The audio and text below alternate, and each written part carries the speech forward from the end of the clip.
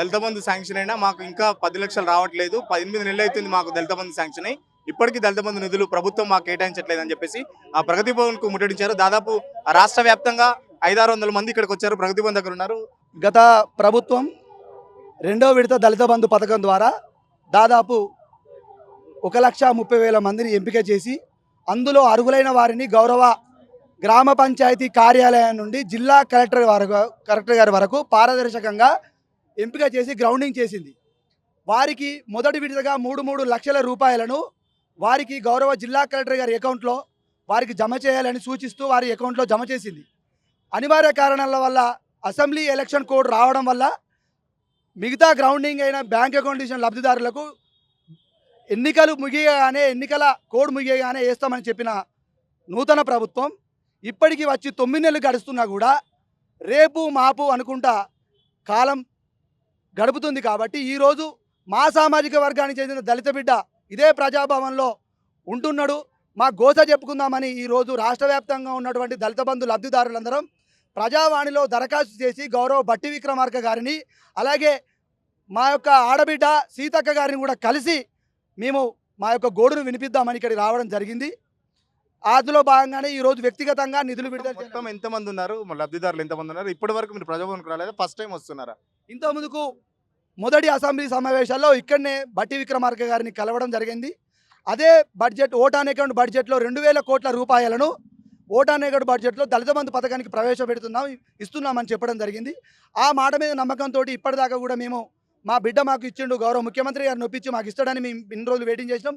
మొన్న ఖమ్మంలో కూడా వారం రోజుల్లో రెండో విడత దళిత బంధు నిధులను విడుదల చేస్తామని చెప్పి ఇప్పటికీ 15 రోజులు గడుస్తున్నా కూడా ఎలాంటి ప్రకటన రాకపోవడంతో కొంత ఆందోళన చెందిన లబ్ధిదారులందరం ఇక్కడికి వచ్చి మా గోసను విడిపిద్దామని ప్రజాభవన్కి ఈరోజు రావడం జరిగింది.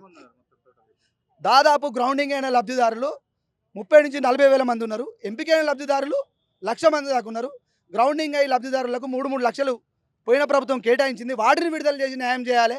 మీకు మిగతా అంబేద్కర్ అభయస్థం కింద మళ్ళీ ఇంకో 9 లక్షలు కల్పిస్తారా, లేదా దళిత బంధు కిందనే ఇంకో 7 లక్షలు కల్పిస్తారా అనేది సెకండరీ మ్యాటర్. కాకుంటే ఎన్నికల కోడ్ ముగిసి ఇన్నాళ్ళు గడుస్తున్నా కూడా మీరు స్పందించకపోవడం మాకు బాధేస్తుంది. కాబట్టి ఖచ్చితంగా మీరు ఆ 3 లక్షల రూపాయలను తక్షణమే ఈరోజే వివిధ జిల్లాల యంత్రాంగానికి మీరు విడుదల చేసే విధంగా మీరు చొరవ చూపాలని గౌరవ డిప్యూటీ ముఖ్యమంత్రి గారిని, గౌరవ సీతక్క గారిని ఈరోజు కలవడానికి రావడం జరిగింది.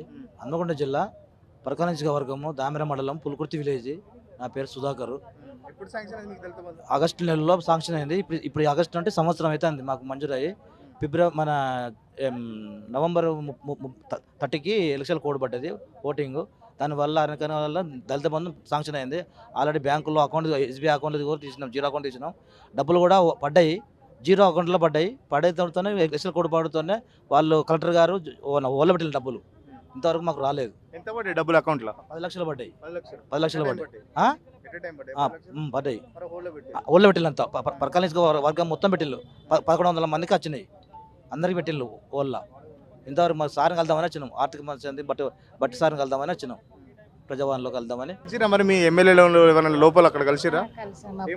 అప్పుడు కలిసాం సార్ ఎలక్షన్ల ముందు. అప్పుడు వచ్చినాయి, మీటింగ్ పెట్టారు. 1,500 మందికి వచ్చినాయి పేర్లు. వచ్చిన తర్వాత ఎలక్షన్ల కోడ్ పడ్డాయి, కిక్ చేశారు. ఇక బ్లాక్ మన ఊళ్ళో పెట్టామమ్మా. మొన్న కూడా కలెక్టర్ మేడం కలిస్తే మాకు అక్కడ నుండి ఇంటిమేషన్ ఏం రాలేదమ్మా, వస్తే మేము ఇస్తాం, మాకు ఏం ప్రాబ్లం లేదు అని అన్నారు. పడ్డాయి సార్ మావి. కాకపోతే ఎలక్షన్ పీరియడ్ చేయబట్టి ఆపిన్లు. ఎలక్షన్స్ అయిపోయిన తర్వాత ఇస్తారు కావచ్చు అనుకున్నాం, కానీ ఇప్పటివరకు కూడా అవి ఇవ్వడం లేదు.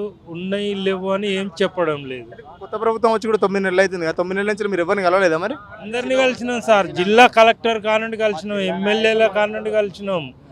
అయినా ఎవరు కూడా స్పందించడం లేదు. ఎవరు కూడా పూర్తి వివరంగా మాకు చెప్పడం లేదు సార్. మాకు న్యాయం జరగడం లేదు.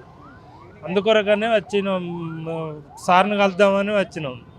సార్ని కలవడానికి అవునంట కదా, అందుకొరకే చూస్తున్నాం సార్. ఎంతమంది ఉన్నారు మొత్తం? ఇట్లా మీరు అకౌంట్లో డబ్బులు పడ్డాయని చెప్తున్నారు, మళ్ళీ ఏమో ఫ్రీజ్ చేసారు అంటారు. కొందరేమో అకౌంట్లో డబ్బులు పడలేదు అంటారు. ఎంతమంది ఉన్నారు ఇట్లా మొత్తం? పడ్డాయి సార్, అకౌంట్లో డబ్బులు పడ్డాయి. మాకు జీరో అకౌంట్ గ్రౌండింగ్ అయిపోయింది, జీరో అకౌంట్ ఓపెన్ చేసిళ్ళు, అమౌంట్ పడ్డాయి. ఎన్నికల కోడ్ పడ్డది కాబట్టి మీకు లాక్ చేయడం జరిగిందని చెప్పేసిళ్ళు. ఫీజులు వేసి పెట్టిందని చెప్పేసి తర్వాత ఎన్నికలైన తర్వాత మేము మా దగ్గరలో ఉన్న శాసనసభ్యులను కానీ వాళ్ళ దృష్టికి తీసుకెళ్ళడం జరిగింది. దాని గురించి వాళ్ళు మాట్లాడడమే లేదు. అందుకని మేమేం చేసినామని అంటే, సరే మన ప్రజాభవనాన్ని పెట్టిల్లు కదా, దాని దగ్గర మేము కొట్లాడదాం, మేము పేదలం, ఏదో ఒకటి వర్క్ చేసుకోవడానికే కదా సహాయం చేసింది కదా ప్రభుత్వం, అందుకోసమని ఇక్కడికి వచ్చినాం సార్. అంటే దళిత బంధు ఒకటేసారి 10 లక్షలు పడతాయి లేకపోతే విడతల వారిగా పడతాయి? ఒకటేసారి పడతాయి.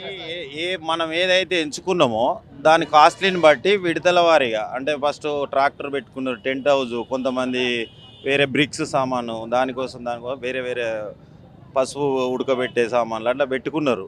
దానికి ఎంత కాస్ట్లీ అవుతుందో మనం షోరూమ్ వాళ్ళ దగ్గరికి వెళ్తే వాళ్ళ ఎస్టిమేషన్ తీసుకోపోతే దాని విధంగా విడుదల వారికి ఇస్తారన్నారు. మా లోకల్గా ఉన్న ఎమ్మెల్యే గారిని కూడా కలిసినాం. ఎవరు మీ లోకల్ ఎమ్మెల్యే? మాది పరకాల నియోజకవర్గం, రేవూరు ప్రకాష్ రెడ్డి. ఎవరి దగ్గర పోయినా ఫండ్స్ లేవు, లేదు సర్పంచ్ ఎలక్షన్స్ అయిపోయినాక ఇది చేస్తాం అది అంటారు. కానీ మా దళితులు అంటే చాలా మంది కూడా చిన్న చూపు లెక్కనే ఉంది. అంటే ఎలక్షన్ల ముందే మీ అకౌంట్లో పడ్డాయి అన్నారు కదా, పడ్డ పైసలు మరి ఏడికి పోయినాయి? మరి మా అకౌంట్లు జీరో అకౌంట్లు కూడా ఓపెన్ చేసి మీ అకౌంట్లలో ఎలక్షన్ కోడ్ అయిపోగానే జమ చేస్తామన్నారు. ఎలక్షన్ కోడ్ ఎలక్షన్స్ అయిపోయి 9 నెలలు అయితే ఇంతవరకు మా దళితులకు ఏం న్యాయం జరుగుతలేదు. దళిత బంధు గత ప్రభుత్వంలో మాకు ఎస్సీలకు అనేది ఒక దళిత బంధుని పెట్టిండు. పెడితే ఈ ప్రభుత్వం వచ్చే వరకు ఒక 10 రోజుల ముందు దాన్ని కటింగ్ చేయడం జరిగింది. మాకు చాలా బాధాకరంగా ఉన్నది. మా అకౌంట్లో పడ్డ డబ్బులు మాకు కావాలని మేము కొట్లాడుతున్నాం. మాది పరకాల సార్, పరకాల నియోజకవర్గం, రేవూరి ప్రకాష్ రెడ్డి గారి నియోజకవర్గం నుంచి మేము దళిత బంధు సాధన కోసం మేము రావడం జరిగింది.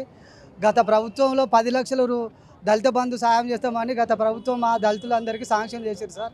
అప్పటి నుండి ఈ ప్రభుత్వం ఏర్పాటు ముందు మేము 12 లక్షలు ఇస్తామని వాళ్ళు ప్రజల మధ్యలో చెప్పడం జరిగింది.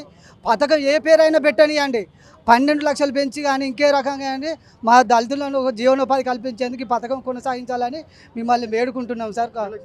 12 లక్షలు అని ఈ ఉన్న గవర్నమెంట్ అందరి సమక్షంలో ప్రతి సమావేశంలో చెప్పడం జరిగింది సార్. ఈ మొత్తాన్ని 10 నుంచి 12 ఇస్తా ఉన్నారు. దీని పేరు కూడా మార్చి ఏదో ఇస్తా ఉన్నారు సార్. మరి అది మేము గ్రామ స్థాయి నుంచి కూడా ప్రతి ఒక్క అధికారికి, ఎంపీడీఓ గారి నుంచి, కలెక్టర్ గారి నుంచి, మంత్రులకు, మాకు అందుబాటులో ఉన్న వాళ్ళందరూ కూడా ఇటువంటి కరపత్రాలు ఇచ్చుకుంటూ, అప్లికేషన్లు ఇచ్చుకుంటూ ఇక్కడికి సిటీకి రావడం జరిగింది సార్. ఇక్కడికి సిటీకి రావడం ఈ యొక్క ప్రజా పాలన దగ్గరికి వచ్చి మా యొక్క ఆలోచన విధానాన్ని మీకు తెలియజేద్దామని వచ్చినాం సార్. దయచేసి పత్రికాముఖంగా మా దళితుల యొక్క స్థితిగతులు మారడం కోసం మీరు కృషి చేసి మాకు మా యొక్క విలువలను గవర్నమెంట్కు తెలియజేయాలని మిమ్మల్ని కోరుతున్నాం సార్. నుండి మాకు దళిత బంధు అని ఇప్పటికి 9 నెలల కాలంలో తిరుగుతున్నాము. మేము పేదోళ్ళం ఎట్ట బ్రతకాలని ఇప్పటికి 9 నెలలు సార్. ఆఫీస్లో తిరుగుతారో ఎవరు ఇస్తామో మాకు సహకరిస్తలేదు. అందుకని మేము హైదరాబాద్ వచ్చినాం. 10 లక్షలతో మేము వ్యాపారం చేసుకొని బతుకుతాం సార్. పండ్లు అమ్ముకుంటాము, చెప్పులు కుట్టుకుంటాం, చెప్పులు అమ్ముకుంటాం, అందరం ఉన్నాం సార్. అట్లా మేము తిరుగుతున్నాం. మరి కాంగ్రెస్ పార్టీ ఇంకా 12 లక్షలు ఇస్తాను, కాంగ్రెస్ పార్టీ అధికారంలోకి వచ్చారు మళ్ళీ ఇస్తలేదు సార్. ఇయ్యకనే కదా మేము ఇట్లా తిరిగేది. మాకు ఎట్లా తిరిగి మా దళిత బంధువు మాకు ఇవ్వాలి సార్. మేము దళితులం బతకాలి, అందుకే తిరుగుతారు. గత ప్రభుత్వం ఏదైతే ఉందో అప్పుడు దళిత బంధు పేరుతోటి 10 లక్షల రూపాయలు దళితులు అభివృద్ధి చెందాలని, ఆర్థికంగా అభివృద్ధి చెందాలని గత ప్రభుత్వం తీసుకున్న నిర్ణయం. మరి మొదటి విడతగా 10 లక్షలు ఇచ్చినటువంటి అప్పటి ప్రభుత్వం రెండో విడతగా 10 లక్షలు వేస్తున్న సమయంలో ఎలక్షన్స్ కోడ్ రావడం వల్ల ఆగిపోయినాయి. దానిని అకౌంట్ తీసి లబ్ధిదారుల అకౌంట్లో 3 లక్షలు చేసి ఫ్రీజ్ చేయడం జరిగింది. కలెక్టర్ దగ్గర ఉండడం జరిగినాయి. మరి అట్లాంటి డబ్బులను నూతనంగా ఏర్పడినటువంటి రేవంత్ రెడ్డి ప్రభుత్వం, మరి బట్టి విక్రమార్క గారు కూడా దళితుల పక్షాన ఆలోచించాలి. ఇది టీఆర్ఎస్ సభ్యులు కాదు, టీఆర్ఎస్ కార్యకర్తలు కాకుండా మరి ఏదైతే దళితుల పక్షాన ఆలోచించి దళితులు ఆర్థికంగా అభివృద్ధి చెందాలని వారి యొక్క దృష్టికి తీసుకురావడానికి మేము ఇక్కడ దాకా రావడం జరుగుతుంది. ప్రజాపాలన కాబట్టి అంతా బీఆర్ఎస్ కార్యకర్తల గతంలో అందరం ఓన్లీ బీఆర్ఎస్ కార్యకర్తలకు ఇచ్చుకురు దళిత బంధు, అందుకే ఇట్లా ఏమైనా ఇస్తలేరా మీకు?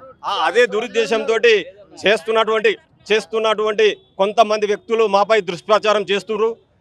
అప్పుడున్నటువంటి ప్రభుత్వం వాళ్ళ కార్యకర్తలకే ఇచ్చుకున్నారని, అలాంటి దురుద్దేశం వారి మనసులో నుంచి తీసేసి దళితుల పక్షాన ఆర్థికంగా దళితులు అభివృద్ధి చెందాలని ఒక మంచి నిర్ణయం తీసుకొని ప్రజాపాలన అయితే ఏదైతే రేవంత్ రెడ్డి గారు చెప్పారో ఆ ప్రజాపాలనను ఆర్థికంగా అందరూ అభివృద్ధి చెందాలని, దళితుల పక్షాన మీరు మాకు న్యాయం చేయాలని, ఏదైతే దళిత బంధు పేరుతోటి అంబేద్కర్ అభయాస్తం 12 లక్షలు ఇస్తా అన్నారు. మీరు మాకు ఈ దళిత బంధు 10 లక్షలు ఇచ్చి రాబోయే ఉన్నటువంటి వ్యక్తులకు ఇంకా మా దళితుల పక్షాన అందరికి కూడా 12 లక్షలు ఇచ్చి మమ్మల్ని ఆదుకుంటారని 10 లక్షలు ఇస్తే సరిపోతే కాంగ్రెస్ చెప్పినట్టు 12 లక్షలు అవసరం లేదా? కాంగ్రెస్ చెప్పినట్టు కూడా 12 లక్షలు అవసరమే.